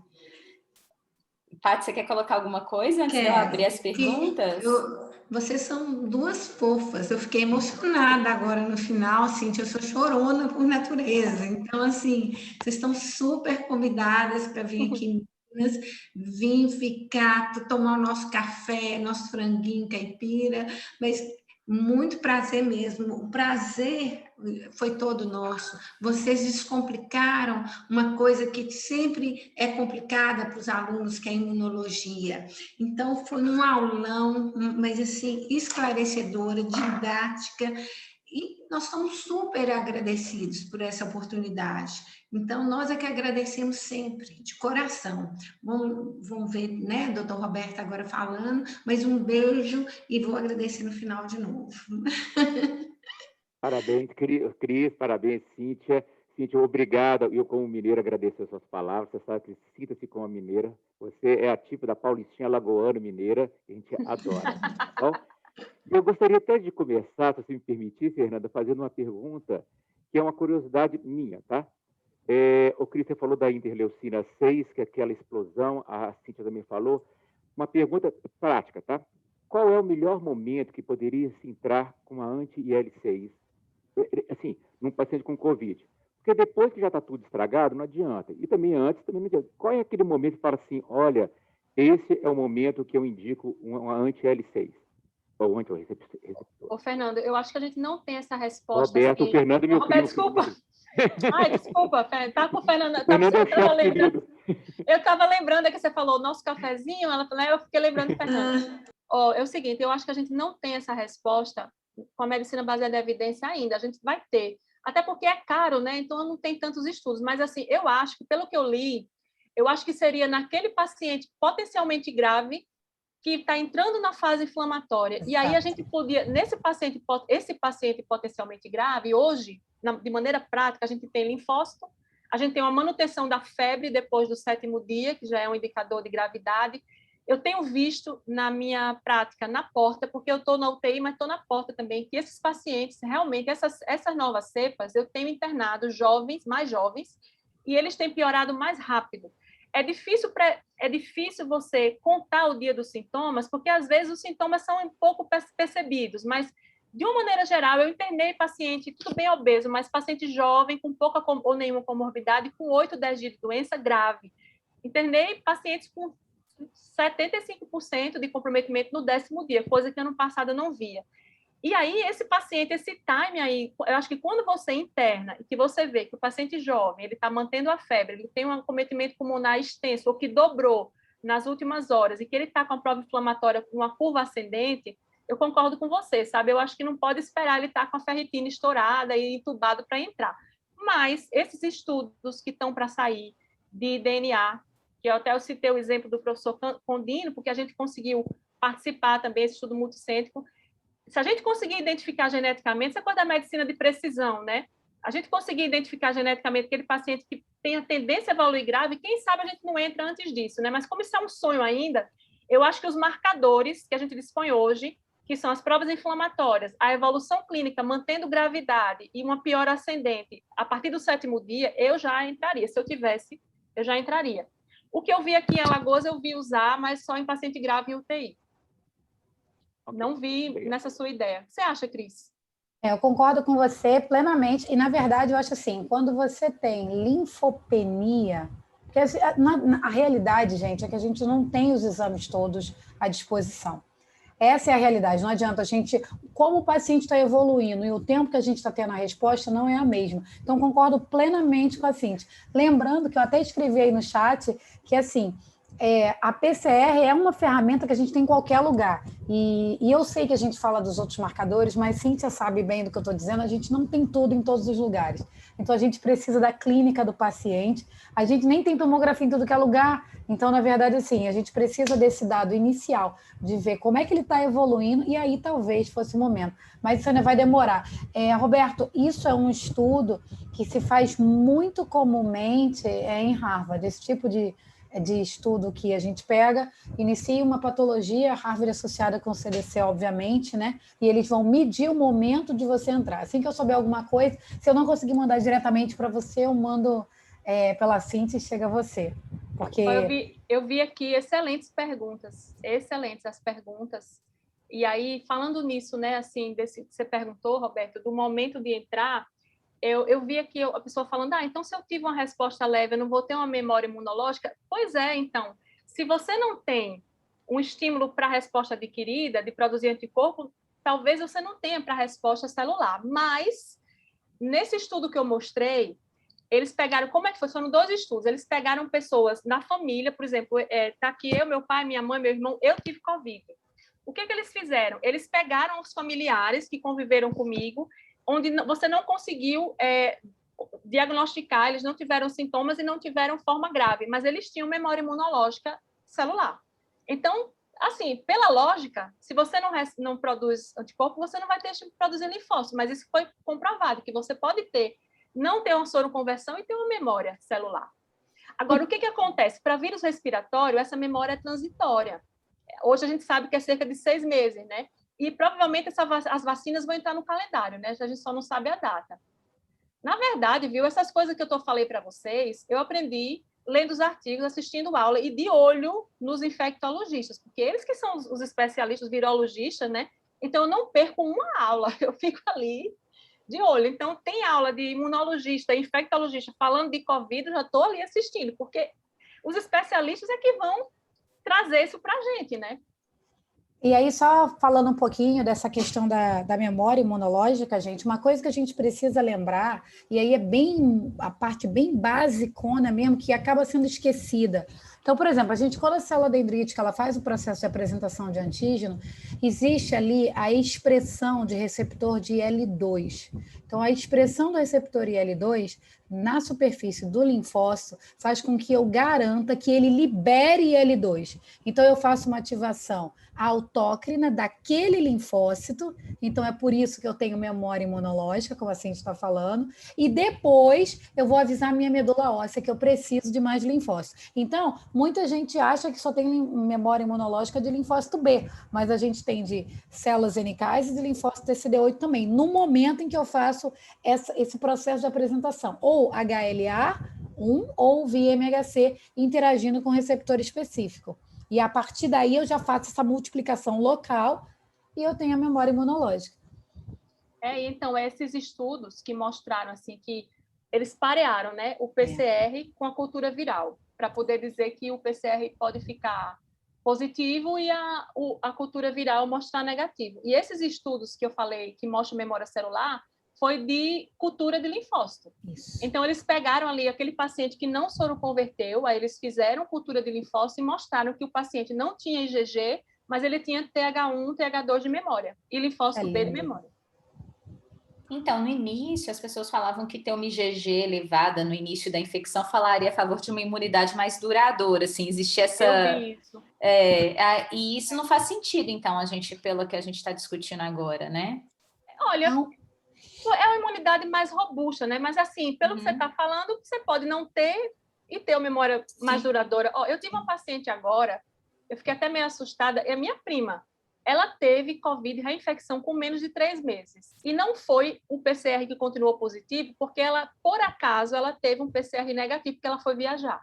Então, ela teve, e ela não fez sorologia, mas, assim, para você ver que essa coisa da memória durar 6 meses é uma coisa muito pessoal. E aí eu fico perguntando, e essas variantes? Né? Até agora, as vacinas, elas se mostraram eficazes para as variantes. Mas até quando a infecção descontrolada, o vírus vai circulando, vai tendo novas variantes. Até quando essas vacinas vão ser eficazes para as variantes? Porque o caso da minha prima, assim, eu não achei que era Covid, eu pedi porque ela cismou. Eu fiquei besta, eu repeti o PCR, porque eu achei que era falso positivo, e era Covid. Então, assim, essa doença, ela dá uma rasteira na gente. Eu vi isso também, eu até concordava, assim, o IgG maior, você tem, né, tem uma memória mais robusta, mas eu não duvido mais nada nessa Covid. A linfopenia... Desculpa, doutora Cristiane, pode falar. Mas a linfopenia...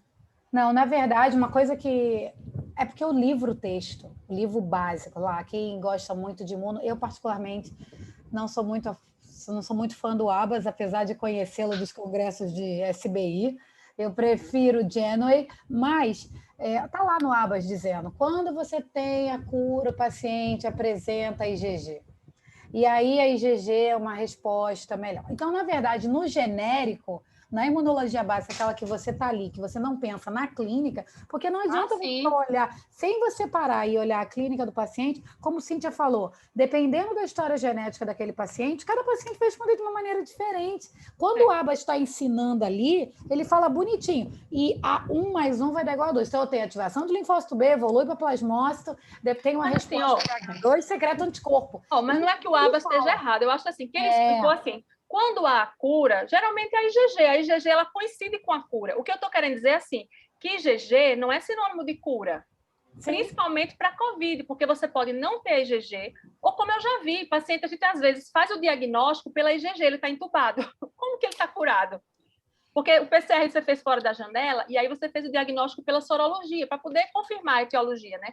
E, mas o Abbas está errado porque IgG é cura? Não, o que ele fala? Que depois da infecção, numa fase mais tardia da infecção, acontece a IgG. Se o paciente evoluir bem, ele está curado, mas não necessariamente. Ela significa IgG e IgM, contato prévio, só. E assim, quando a gente pensa em vírus, a gente não pensa em GMGG. Sim. Essa é a grande discussão. Porque a gente, quando a gente fala de... Se a gente vai falando de É. bactéria, a gente vai ficar 10 horas falando, não, é isso mesmo. Então, assim, eu me lembro da gente discutir várias vezes, assim, mas por que está todo mundo procurando IgM e IgG? Se tinha que procurar, tinha que pegar o sangue, né, de todo mundo, tinha que botar num citômetro de fluxo e procurar MK e CD8. Eu vi um infectologista falando, uma dessas aulas que eu falei para vocês que eu assisti, entendeu? Ela falou assim, ó, gente, a gente está trocando pneu com o carro andando, porque a gente nunca fez antes diagnóstico de vírus respiratório por sorologia. Exato. Como a gente não consegue fazer PCR pela logística, né, pela estrutura do Brasil, a gente está aí trocando pneu com o carro andando e tentando dar diagnóstico com sorologia. Eu lembro que ela falou isso e eu não sabia disso. Eu digo, nossa, nossa. Meninas, tem uma pergunta aqui do Fernando falando dos outros potenciais imunomoduladores, né, que a gente poderia usar, tipo interferon alfa, imunoglobulina humana, um IL-10, prednisona, e trabalhos falando, né, mostrar eficácia no controle dessa tempestade de citocina, só que são pouco usados ainda, né, e até eu acho que por causa talvez do custo, igual você colocou do anti-L6, né, do tocilizumab. Eu acho que talvez essas outras, por exemplo, a imunoglobulina que a gente tenha mais acesso, mas aí eu não sei se existe a indicação justamente porque não é a principal via de ativação da cascata de inflamação aí pela explicação de vocês, né? Como que vocês veem isso?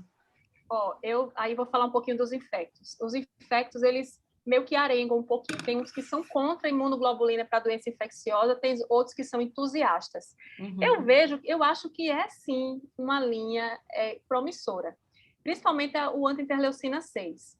Uhum. Posso não ser a melhor pessoa do mundo para falar, mas eu vejo com bons olhos, sim. E agora, o que me anima é antiviral.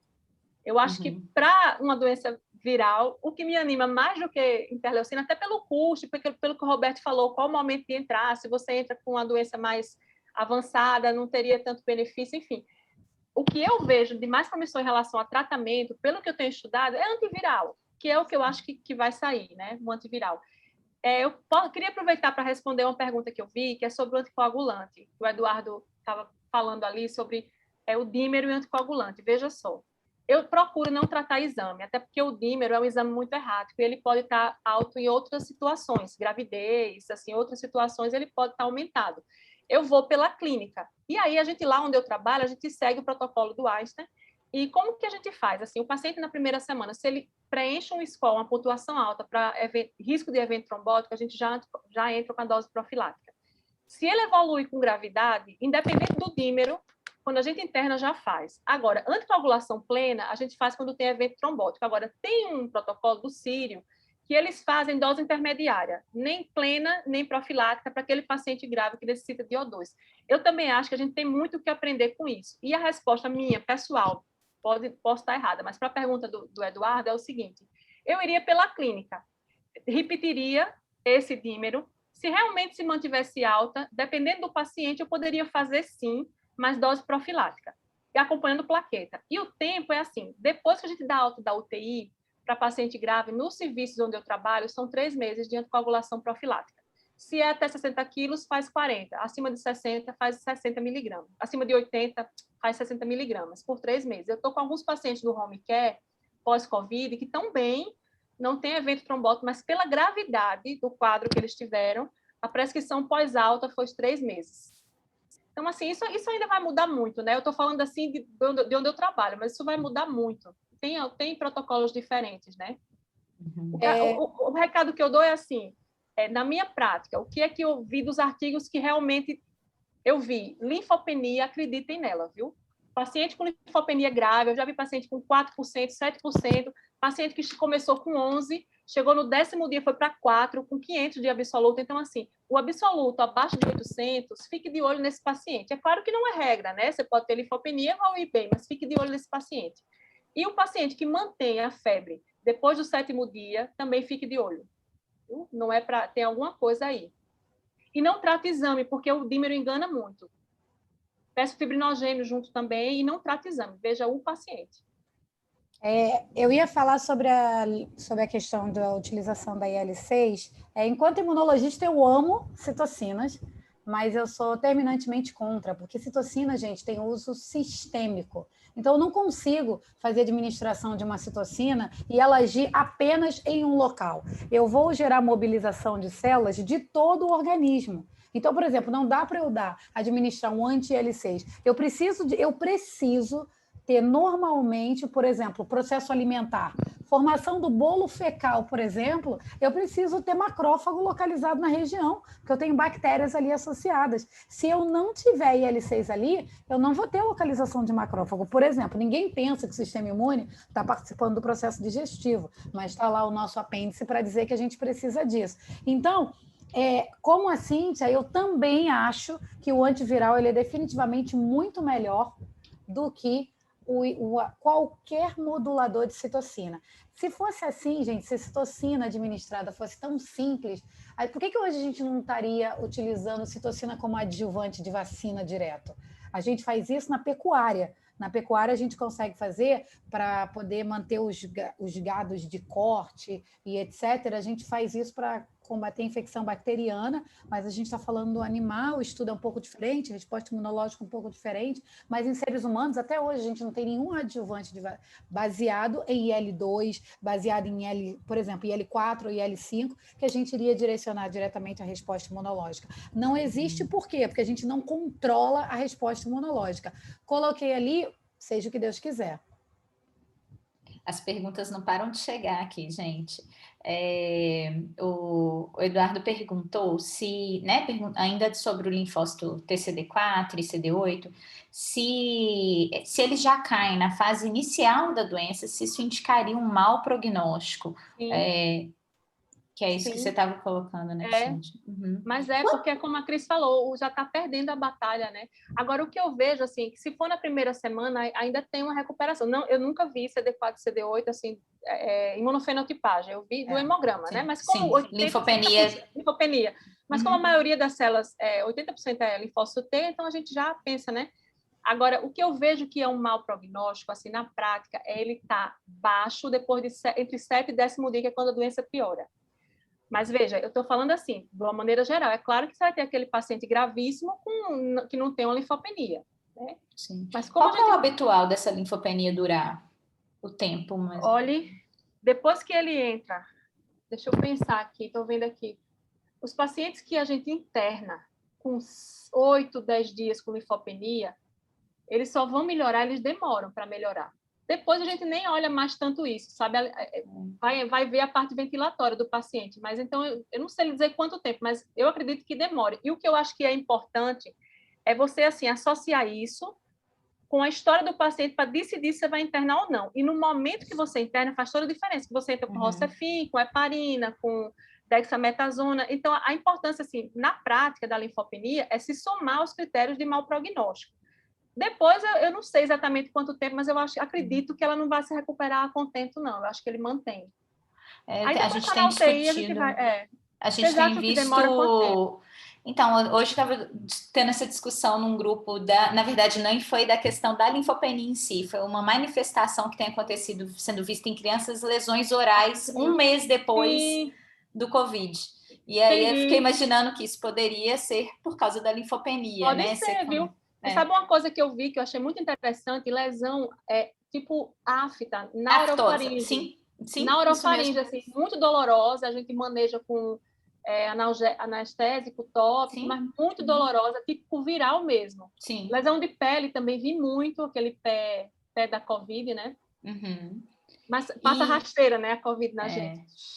E a doutora Rayane perguntou, Cíntia, se você tem experiência com plasma convalescente. Não, eu até respondi aqui para ela. Eu estou morando agora em Maceió, eu só vi em um paciente. Agora, na minha opinião, eu acho que... Porque, assim, o que o plasma convalescente vai fazer? Onde é que ele iria atuar? Impedindo a entrada do vírus na célula. Numa fase que a resposta inflamatória está mais avançada, eu não entendo... Aí a questão que eu não entendo mesmo, como é que ele teria esse papel, né, de barrar essa resposta inflamatória. Aí eu iria mais para o imunossupressor, para o monoclonal, o antiviral também na fase precoce, mas, assim, o plasma convalescente, para pensar na fisiopatogenia da doença, seria naquela fase inicial, para você evitar uma piora, né? Porque depois não tem mais vírus, é só antigenemia viral, né? Mas ele é usado. Então, aí deve ter uma lógica aí que eu ainda não... Eu tenho essa dúvida, sabia? Aí eu leio os artigos assim, eu vejo assim que é mais um desespero, assim, porque a gente não tem nada, então vamos tentar, né, o plasma convalescente. Mas eu até respondi para ela aqui, na minha opinião, eu acho que ele é benéfico no começo. Quando a fase inflamatória já está instalada, eu não sei se ele teria esse benefício. Agora, experiência eu não tenho. Eu tenho alguns casos com interleucina 6 e o manejo, assim, o manejo de UTI do dia a dia que vocês também têm, porque a gente não tem esses recursos todos, né? Agora que está começando a chegar, né? Até o ECMO chegou um dia desses aqui. O paciente fazer ECMO que ele tinha que ir para São Paulo. Sim. Bom, deixa eu ver se tem mais perguntas aqui. Se um casal, dos pares do casal já teve Covid e o outro pega depois, se o primeiro tem que se isolar, tem que ficar isolado? Não, porque esse tempo é muito pequeno, né? A não ser que seja um tempo que a memória demora mais ou menos de 5 a 6 meses. Sim. Se ele teve depois de 5 a 6 meses, sim, mas se foi logo depois da semana seguinte, não. Como que a gente faz isolamento domiciliar? A gente identifica quem está com Covid, isola aquela pessoa, então se tá mãe e filho, eles ficam juntos, e os demais da família separados. A gente não pode tirar da casa. Se foi logo aí, então na semana que eu me recuperei hoje, na semana que vem meu filho está com Covid, não. Agora, se foi daqui a 2 meses, 3 meses, aí sim. Só que qual é a coisa, né? As pessoas pensam assim, eu já peguei mesmo. Não é bem assim, porque eu esqueci de falar na aula, mas a carga viral tem a ver com a má evolução. Então, vocês viram ali que quando você não consegue fazer o clearance viral, quando tem uma antigenemia persistente, você tem uma doença mais grave, né? No começo também, se você não usa máscara, se você se expôs a altas cargas virais, você tem uma tendência a ter uma doença mais grave.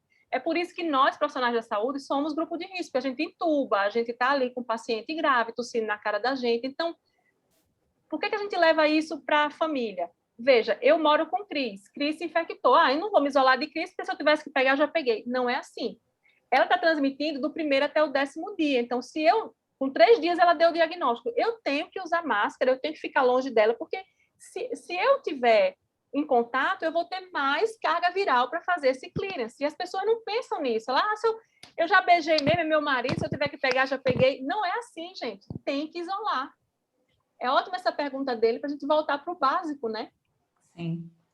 Tem uma pergunta que a doutora Cristiane até já tinha respondido no chat, mas às vezes as outras pessoas não conseguiram ver, que era da Lorena, que se a vacinação contra a influenza poderia ajudar em alguma maneira na resposta imune contra o Covid, né? Assim, porque já que você tem aqueles, né? A gente tem aquelas outras proteínas na superfície, se isso poderia ajudar de alguma maneira, né? Na imunidade contra o Covid. E a resposta para isso é não, na verdade. A gente não tem nenhum estudo mostrando nada nem parecido com isso.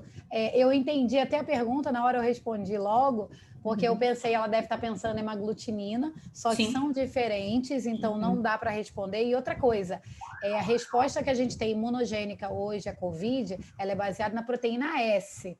Então, a princípio, não.